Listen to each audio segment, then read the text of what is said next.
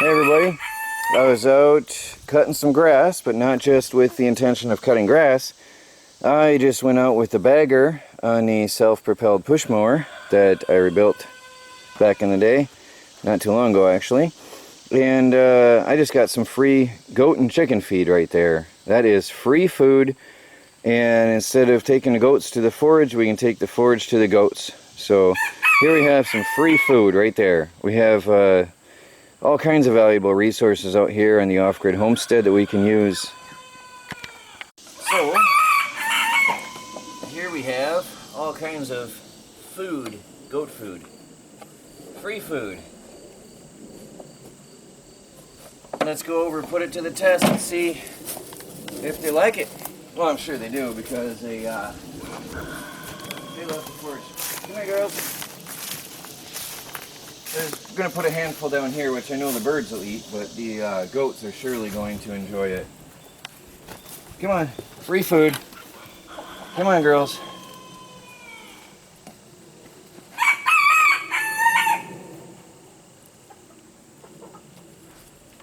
Just don't bite my finger off.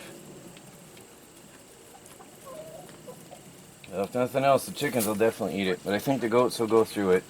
I was told goats won't eat anything that's on the ground, so we will take this here.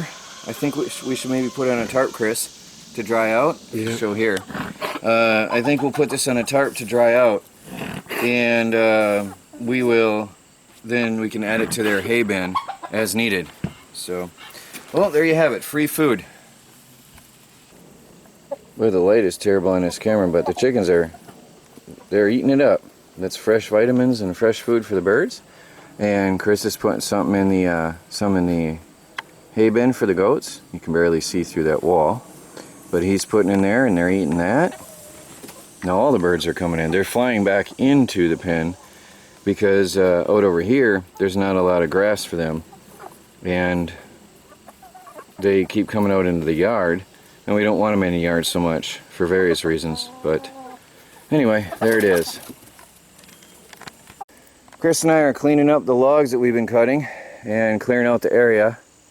And right now, we just hooked up the come-along, and we are pulling this log off so it lays flat. This tree, I should say. Go ahead, Chris. That's going to fall down nicely for us. And now, we have easy cutting. Now I'm going to fire up the Husqvarna, and I'm going to cut that into firewood right now. Thank you, Chris. Yeah, no problem. So we have to clear out all of this today. There's another Widowmaker, by the way, that the Husqvarna book says do not cut it. It says use a come-along, but the come-along won't touch it. That one happened yesterday, and I'm still trying to figure out what to do with it. Right now it's very, very, very stable in that tree. So anyway, we've got to figure that out, and we've got to chop all these trees here and get them all out of the way. Hopefully we can do that today, but it's getting hot already. And then we can start building our chicken coop. So all these trees got to be out of here. And we'll take you over to the log pile where Chris has been very neatly straightening up.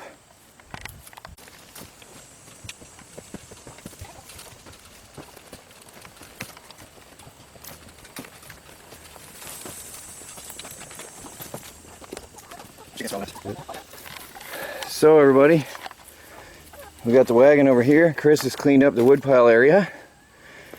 We're putting logs over here that need to be split, and Chris is straightening up the woodshed. Sorry, I'm out of breath from hauling that wagon. Certainly somebody's going to ask me why not use the lawnmower, the garden tractor. Well, the garden tractor uses gas and is not as maneuverable, and actually takes longer to get through that area, doesn't it, Chris? By the time you turn it around and stuff, I just pull the wagon. So, we got a growing wood pile. There's cured wood from previous times. Actually, some of that is from spring. Some of it's from previous years. So, we're going to be good this year.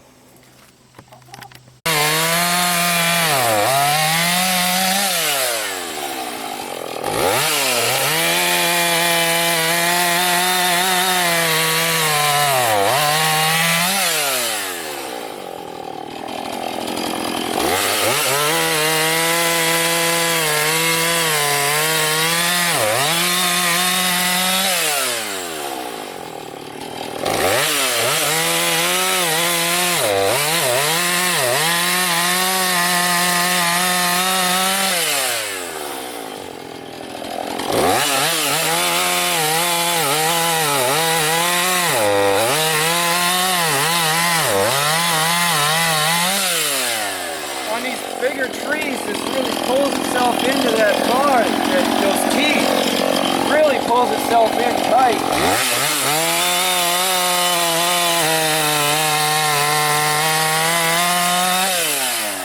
Sure does cut nice.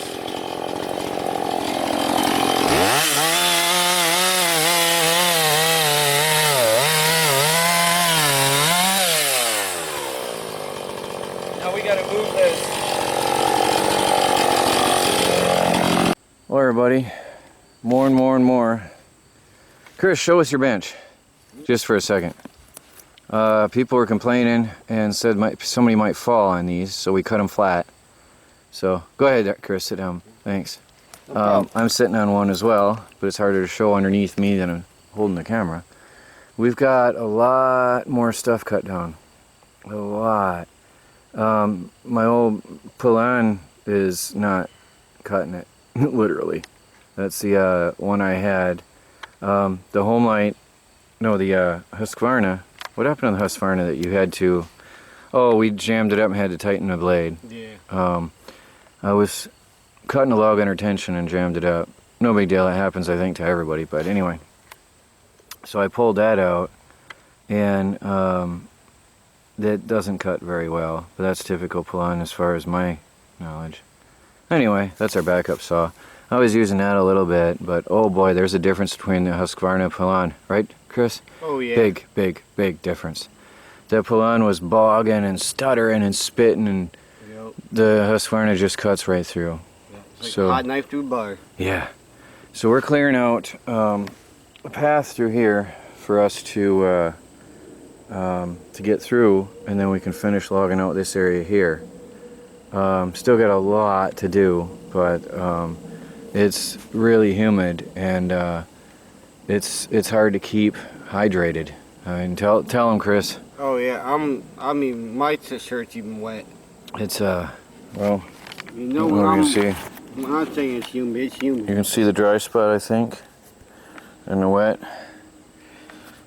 Which under my things. Actually, my legs are wet through the chaps, so it's pretty bad.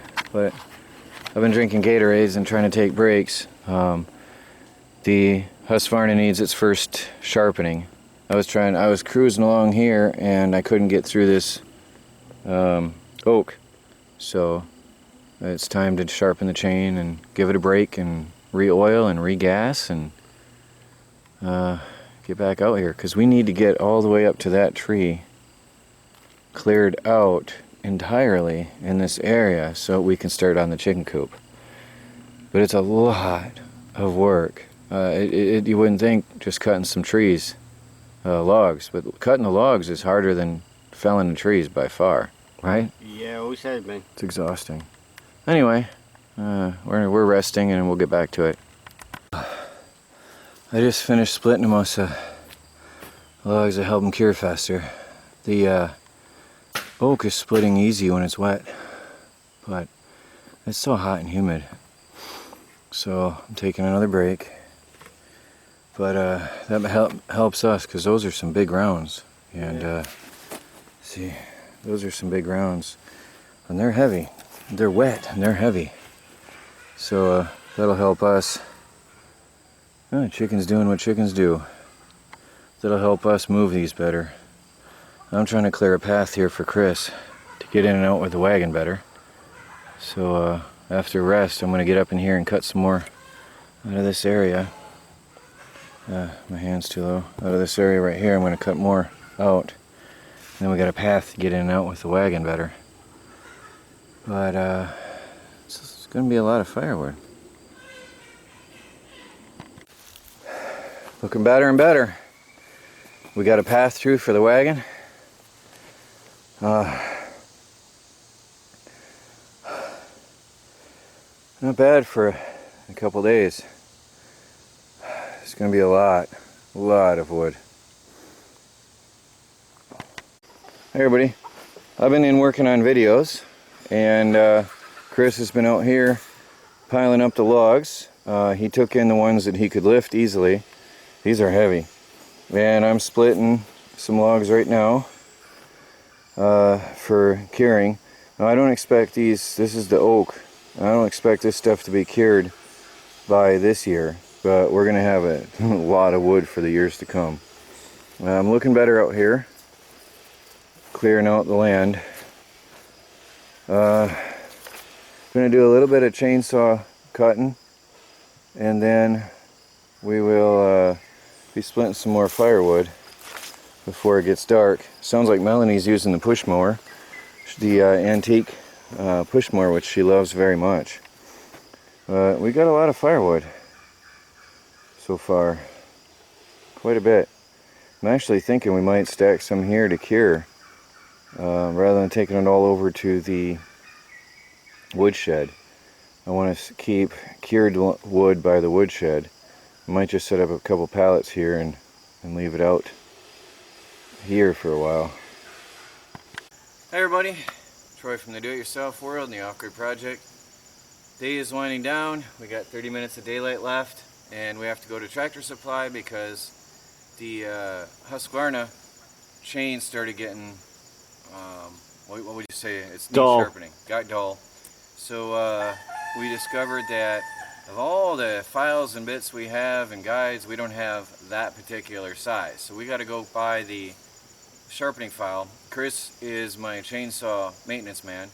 So when I'm done cutting somewhere, doing something, he gases, oils, and sharpens as needed. And the Husqvarna we don't have the file for that. So I was running with the Pilano while here, but that thing is weak. Oh boy, in comparison to that Husqvarna, I don't want to go back to the other saws ever again. Right, Chris? Yeah. You can see the difference. And that's a 42cc, that Pilon. That's a Pilon Pro, but there's no power. The McCulloch that we had, what was that, a 39? Think so. That was way better than the Pilon. It was like 5 times the machine. Anyway, we got a lot of wood here. We chopped down a couple more trees. Chris has been working hard. I've been splitting logs. We're getting it, but it sure is a lot of work yet. It takes just a matter of minutes to down a tree, but it takes forever to log it out. So we got to run to town, get our file, get some animal feed, and we'll be back to you guys tomorrow. Talk to you later.